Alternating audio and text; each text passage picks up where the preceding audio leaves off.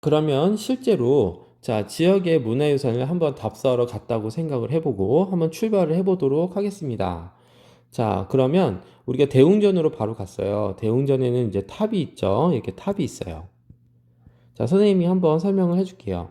자, 이 탑은 어떤 탑이냐면 이제 여기 안에 보면은 이제 부처님의 사리라는 것이 있어요. 사리. 사리가 무엇이냐? 이제 이렇게 스님들이 절이는 스님들이 계신데 스님들이 돌아가시면 화장을 해요. 불에 이제 시신을 태웁니다. 그런 뼈에 보면은 뼈에 자그마한 구슬들이 박혀 있는 것들이 있어요. 이 자그마한 구슬들이. 자, 그래서 이 구슬들이 이제 살이라고 하는데 이 사리를 조그만 함에, 자, 조그만 이제 항아리나 뭐 이런 조그만 함에 넣어서 자, 여기 보관을 합니다. 아니면은 이 탑 밑에 이렇게 함께 묶기도 해요. 묶기도 하고 그리고 이 탑은 이제 조립식으로 또 만들어져 있는 경우가 많아서 이게 조립도 가능해요. 뭐 이렇게 해체했다가 다시 이렇게 복원했다가 자, 그래서 실제로 이렇게 이 탑 안에는 많은 보물들이 있고 이게 보물들이 묻혀져 있는 경우가 많은데 일제 시대에 일본 사람들이 와서 이 우리나라의 많은 탑들을 해체해서 그 속에 있는 보물들을 꺼내가기도 하고 그리고 이 땅을 파가지고 보물들을 다 가져가기도 하고 그랬대요. 좀 안타깝죠. 그래서 이제 이게 탑이 있고 그 다음에 이 안에는 이제 불상이 모셔져 있어요. 불상이 모셔져 있고 그렇습니다. 자, 그리고 이제 여러분들이 이제 갔을 때 이 대웅전의 주변 경관을 함께 이제 감상을 하는 거예요. 그리고 대웅전 둘레를 천천히 걸으면서 여러 방향에서 이제 뭐 앞에서도 보고 뒤에서도 보고 하면서 살펴봤으면 좋겠어요. 그리고 특히 또 이 대웅전을 볼 때는 이런 뭐냐 여러 가지 재료들이 무엇인지도 한번 보면 좋겠는데 자, 세 번째에서 한번 볼까요? 네. 자, 보면은 대웅전을 지을 때 어떤 재료로 지었는지 또 어떤 장식을 사용했는지 자세히 관찰했으면 좋겠어요. 자, 우리가 이렇게 또 보면은 이런 우리나라 한옥의 이제 특징이 있는데 이런 것들도 나무들로 다 조각을 해서 이게 조립을 하면서 이렇게 한옥을 짓는 거죠. 그래서 우리나라의 건물을 어떻게 짓는지도 한번 여러분들이 살펴봤으면 좋겠고 그리고 대웅전 안에 보면 이제 불상들이 있어요. 그래서 이 불상들 앞에서 사람들이 무엇을 하고 있는지도 보면 좋겠고 이 불상이 이제 또 이제 문화적으로도 이렇게 어떤 가치가 있다면 불상이 어떻게 만들어졌는지도 어떤 재료로 만들었는지도 생각을 해봤으면 좋겠어요. 그리고 이 불상도 이제 보면은 이렇게 만들어진 시기가 다양하고 그럽니다. 그래서 이렇게 한번 그런 것을 불상에 대해서도 조사를 해보는 것도 의미가 있을 것 같아요.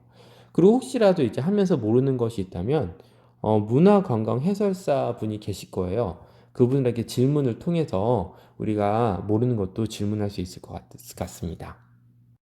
자, 그리고 이제 거기서만 끝나는 것이 아니라 자, 그냥 이런 문화유산을 보면서 아, 옛날 사람들은 여기서 어떻게 했을까? 옛날 사람들은 어떻게 했을까? 한번 상상해 보기도 하고 이곳이 역사가 얼마나 됐을까? 예를 들어 뭐 천년 천년 된 절이라고 했다면, 야, 천년 전에 여기 누가 왔다 갔을까? 혹시 내가 우리의 조상들 중에 여기서 온 사람이 있을까? 한번 그런 생각을 해보는 것도 좋을 것 같아요.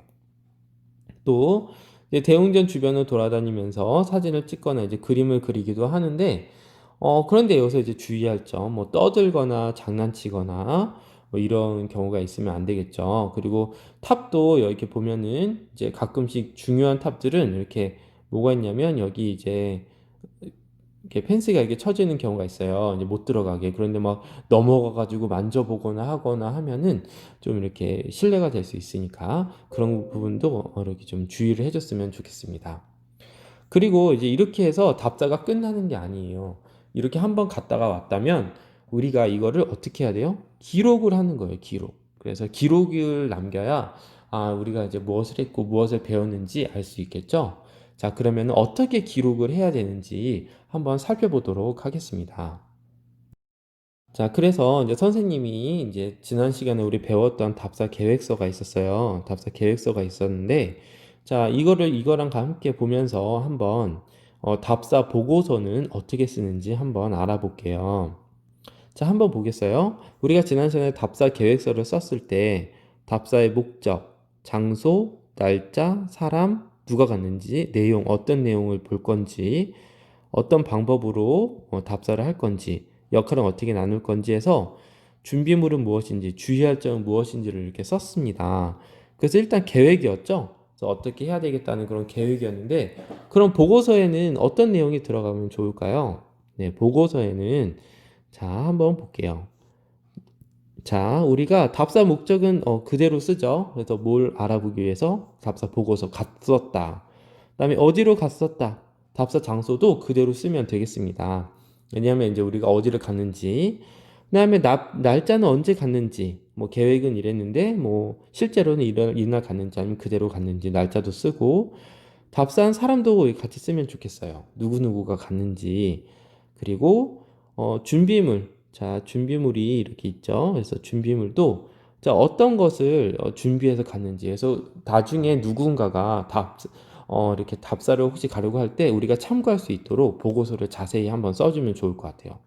그 다음에 우리가 답사 방법. 자, 방법은 어떤 방법으로 조사를 했는지 또 이것도 그대로 써주면 좋겠고, 그다음에 답사 내용. 자, 무엇을 했는지, 자, 답사 내용도 한번 써주면 좋겠는데, 보면은, 여기는 물음표가 있죠. 뭐뭐 했을까 했는데, 여기 답사를 다녀온 후에는 이거에 대한 답을 써주면 좋을 것 같아요. 자, 무엇으로 지었을까 했는데, 여기는 뭐 이렇게 다듬어서 뭐 물과 나무를 다듬어서 뭐 덜을 지었다라든지, 거기 가서 하는 일은 무엇일까 해서 여기는 뭐냐 뭐 절을 한다라든지, 이런 식으로 답사 내용, 이거에 대한 답사 내용에 대한 답을 써주면 좋겠어요. 여기는 질문이고 여기는 답이 있으면 좋겠습니다. 이거에 대한 답이 있으면 좋겠고요. 그 다음에 새롭게 알게 된 점이 새롭게 나타나죠. 그래서 어떤 점을 새롭게 알게 되었는지 그 자세히 정리를 하고, 갔다 와서 더 알고 싶은 점, 궁금했던 점에 대해서 또 조사를 해보고, 마지막으로 느낀 점에 대해서도 이렇게 자세히 써주면 정말 훌륭한 보고서가 될 것 같습니다. 자, 우리도 이렇게 우리가 지금 답사 계획서를 쓴 게 지금 2개가 있죠. 그래서 그거에 대해서 보고서도 우리가 써보면 좋을 것 같아요.